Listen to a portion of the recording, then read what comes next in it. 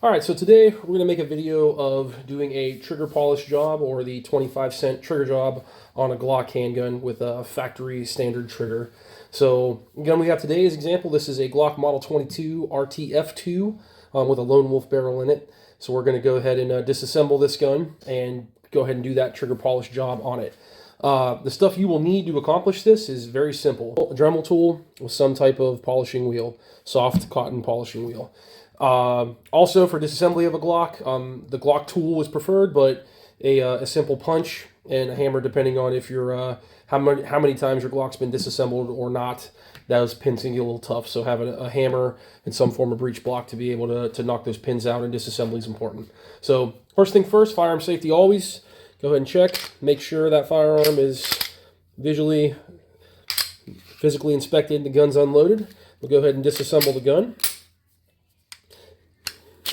So when you get your frame and your slide apart, on the slide I like to fully disassemble them because there's two parts on the slide I like to polish.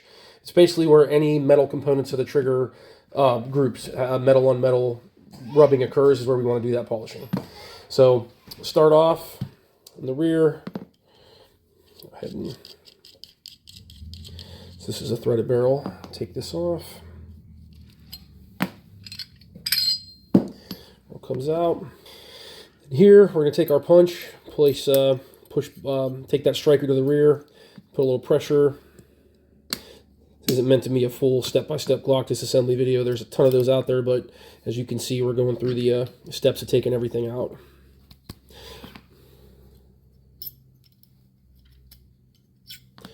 Our striker, plunger, get our extractor out. And wearing gloves for this, especially with the polish, is a good idea, but I kind of skipped that step, but that's okay. We'll just get dirty today. Extractor comes out, and then that plunger. You want to make sure you don't lose that spring, so we'll set that up ahead. But the two portions of this, parts of the upper of the slide we're going to polish, is the metal portion of the striker, and this little nub on the safety. So now we'll go ahead and disassemble our frame.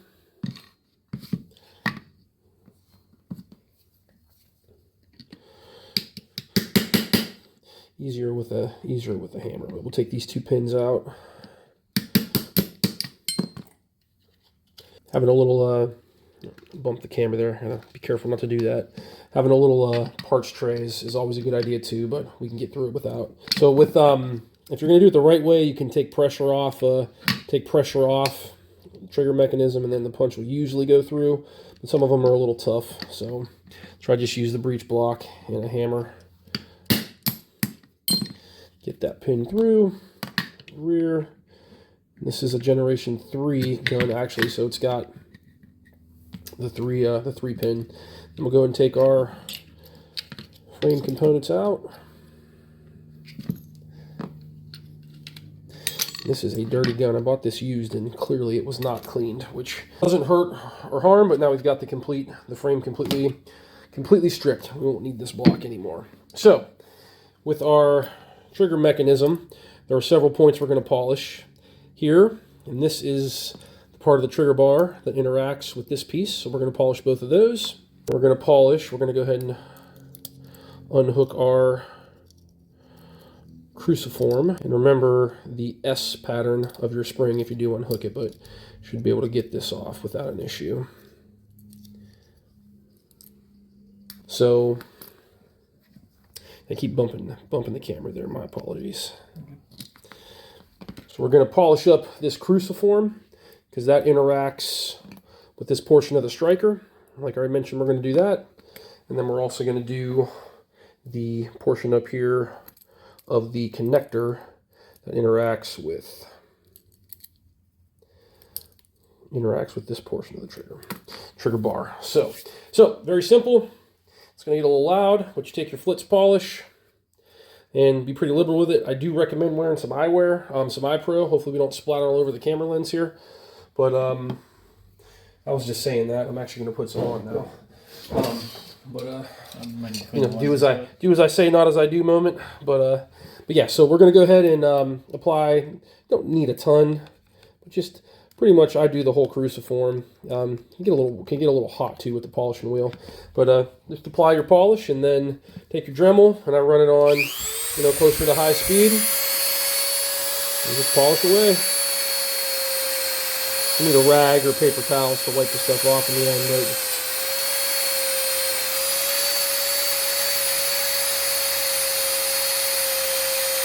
this shouldn't be removing any material. Again, this is just a soft cotton polishing wheel. So you're not taking away any metal. You want to be careful not to let the shaft of the, you want to be careful not to let the shaft of the Dremel tool impact the cruciform or impact the parts of the trigger if you can. You don't want any metal on metal contact. Little incidental contact here and there doesn't hurt anything, but you're looking for just a shiny, mirrored polish, mirrored finish. Is this taking off any burrs or anything like that? Probably not. Again, we're not removing material. We're just making it kind of that mirror finish, which is what the Flitz is designed to do.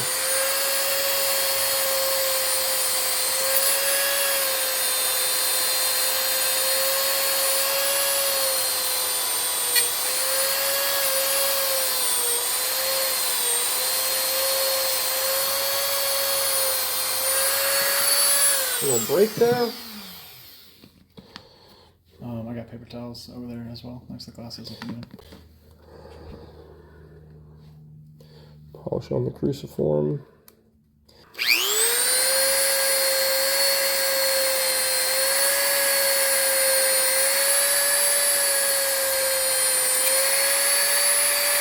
This is the piece that you spend a lot of time on. The heat from the Dremel and the friction of the polish will go down the part into where you're holding it, and you'll get that little warm feeling. But done it enough times with enough different Glocks that it doesn't. I know what I need to hit and get it done relatively quickly.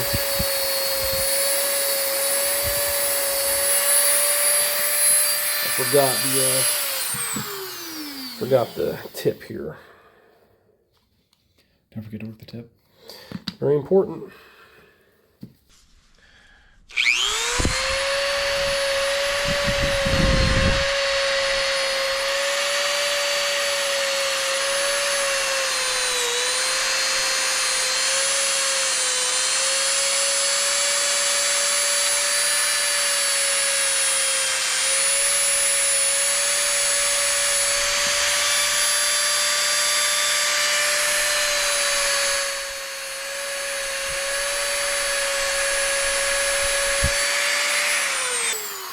The wheel seems to kind of keep some of the polish on it. You don't have to apply a ton to all the parts, but yeah, wheels do soak up a good amount. Yeah, that polishing bowl.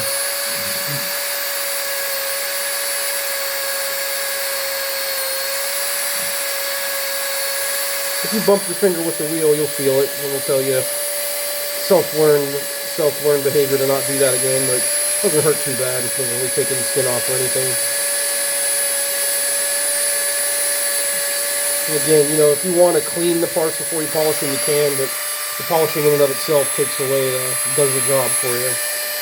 Trying to stay off the plastic here. You don't want to melt your polymer, but just giving this piece part of the striker a little touch.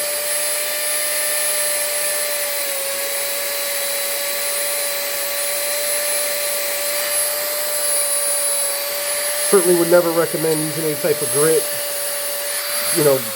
wheel or any metal wheel or anything. It's definitely key that that you use the soft cotton. So I'm gonna take those eyes off. And that is all you really need to do. You take your paper towel. I'm just gonna wipe off the excess, wipe off your excess any polish and as we can see, the areas we did work on are now a pretty bright, shiny, reflecting reflection, and that's all you're looking to accomplish. It almost takes as much time to disassemble the gun and put it back together as it does to get do the actual work. Make sure you don't get any debris or any excess polish in the spring or anywhere in the striker. So, but again, nice mirrored finish there. And that's pretty much it. Now we'll go ahead and reassemble the gun and get a feel, see if that trigger's any smoother. So I just go reverse order, start working on the reassembly of our trigger group. It's a little easier to get the S-hook onto the cruciform. You do want to be careful not to break your S-hook, but Gen 3 latches in, clicks in. We'll leave it unhooked when we put our connector in, actually.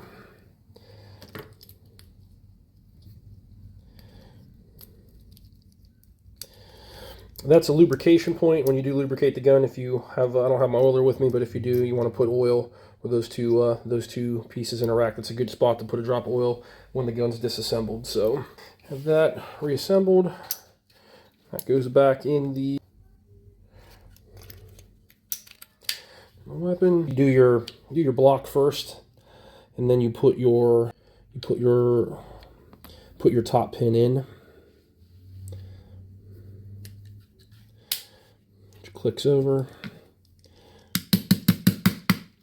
and then now that top pin is in, when you reinsert your slide stop lever, it pushes that spring down, and then you go ahead and insert your large pin through, which reassembles much easier than it comes out. And then we use our polymer pin in the back.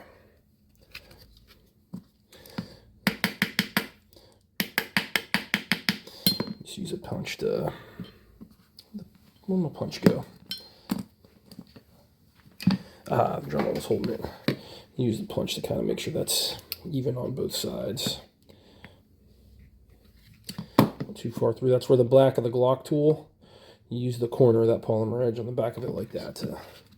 But we're good and even there. All right, so it's good to go there. You want to put your plunger and spring in first.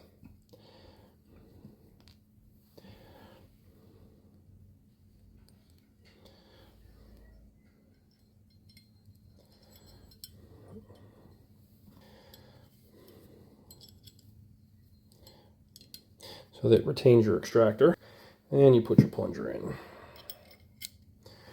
striker.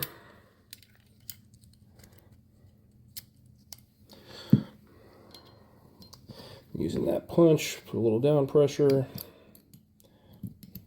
Good. And one other thing I like to do is I like to hold in the plunger, shake it. You hear the striker moving inside the channel, so you know you got Gen 3 recoil spring. This gun was kind of transition at the transition time when Glock was going from the Gen 3 to the Gen 4, but the RTF2s, the fish gills, and the sandpaper style grip are some of my favorite Glocks, and they are a true Gen 3. So, gun reassembled and function test.